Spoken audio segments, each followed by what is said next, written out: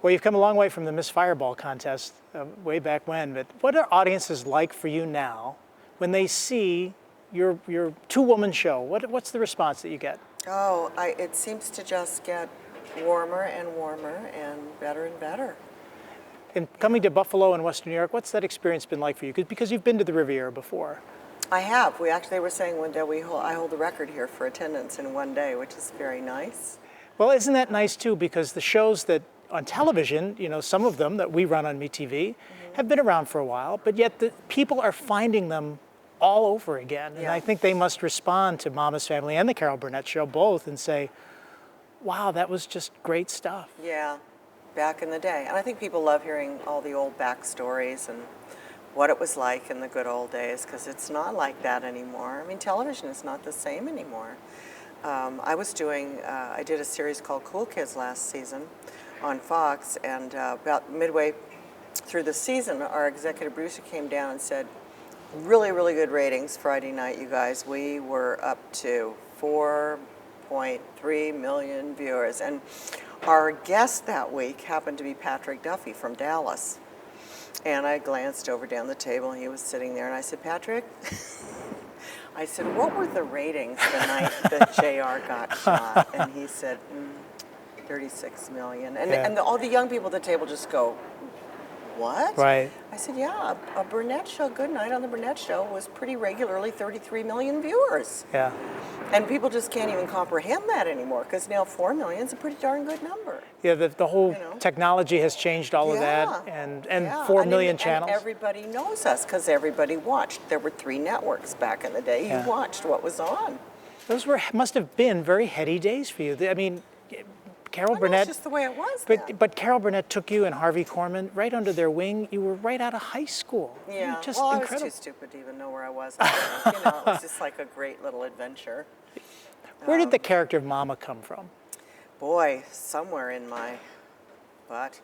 I have no idea where she came from. Did you ever think it would endure? So, I mean, it was Carol Burnett's show, then it was NBC and syndicated, and now on stage. Yeah, I think I've often said that she was yet another gift from Carol, because she was written for Carol. Carol didn't want the part. Carol's the one who said, do her as a series. You need to do this. Yeah. When I didn't think I really wanted to, and she said, do it. You must feel very blessed. You not only had that experience with Carol and all the cast, and the late Tim Conway and the late Harvey Korman, but the fact that she was and still continues to be a great friend of yours. Still, yeah. And then she's coming to Buffalo, and we hope to, sit down and talk with her too. Is there anything special you would like to say to Carol Burnett if she was watching this interview? She knows how much I love her, and we get together as often as we can, and I still look to her for advice and mentorship. Matter of fact, she's so busy. I just go, man, how are you doing it? I'm trying to keep up. I'm still trying to keep up with her.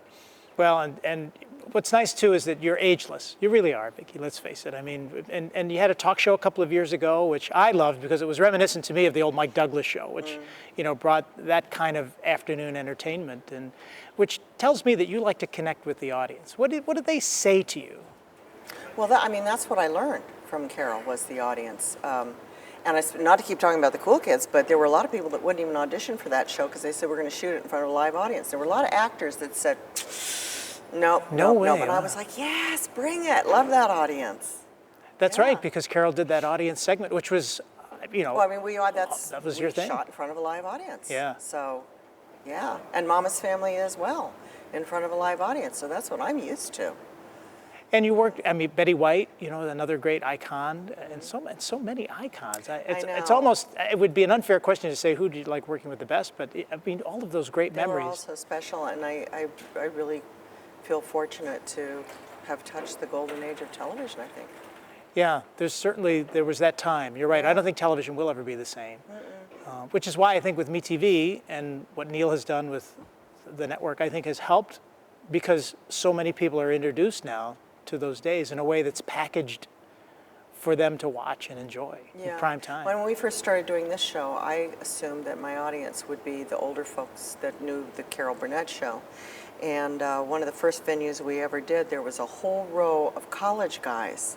And I said to them, really? And they said, oh my God, we wouldn't have gotten through without Mama. So for them, they grew up watching Mama's Family, they would listen to all the backstories that I tell on stage, because I basically do what Carol does. I tell every story that I know everybody would want to hear if I did questions and answers like she does. But I don't do that because that's her thing. So I tell all those old backstories, and then they would go and find me sort of backwards on YouTube, these young people. And we've talked about it. Carol said, I think YouTube has been largely responsible for the resurgence of the Burnett show and MeTV. But it's, you know, the young people find you backwards, and then they'd go back to the show and say, you were really hot when you were young. And I go, yeah, it's sort of a weird Back to the Future thing. Thanks, guys. Well, and you had a #1 hit. You know, you were still a singer, and that it's such a storied career. You know, Yeah. What was that era like for you when you became a #1 singer? You know, well, I was married to that guy for 10 minutes, so that's kind of like the only good thing that came out of the whole marriage. That I knew that was a hit song. So. Right. And then the rap song, I've just heard in rehearsal, Mama does a rap. Well, when we put the show together, I said, I don't want this to be retrospective, because that's not going to be fun for me. I want to push Mama into the new century. Yeah. And let her comment on everything that's going on that's bugging all of us. And I mean, she's this great old middle American woman who can say it like it is. Yeah. You know, because she's... Do you find you can say things as Mama that you can't say as that Vicki I would Lawrence? never say as Vicki. Yeah. Right. And I said to my writing partner, when we put it together, I said, I want her to do a rap. And he said, what is she going to rap about? I said, her life. Let's write her a rap song.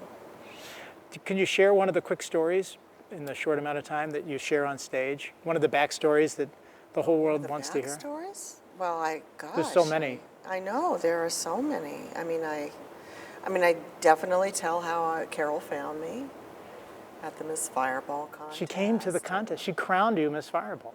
That's incredible. I wrote fan letters all the time when I was a kid, but it was to all the cute guys that were on television. So this particular time, she said, why don't we write one to Carol? Wow, how profound. Yeah. Because what if you hadn't written that letter? Yeah. You know? Well, and nowadays you would tweet Carol and she would never get it. Right. Because she's not on, she has no idea about Twitter. Right. You're on Twitter, though. I follow you on So, Twitter. well, I try. I have to say I like Instagram. I don't love Twitter. I feel like people are always getting in trouble on Twitter. Yeah, so. that's true. What's next for you in this storied career? I don't know. I do not know. Well, whatever it is, it's going to be fun and successful. Thank you. Because we love you, Vicki.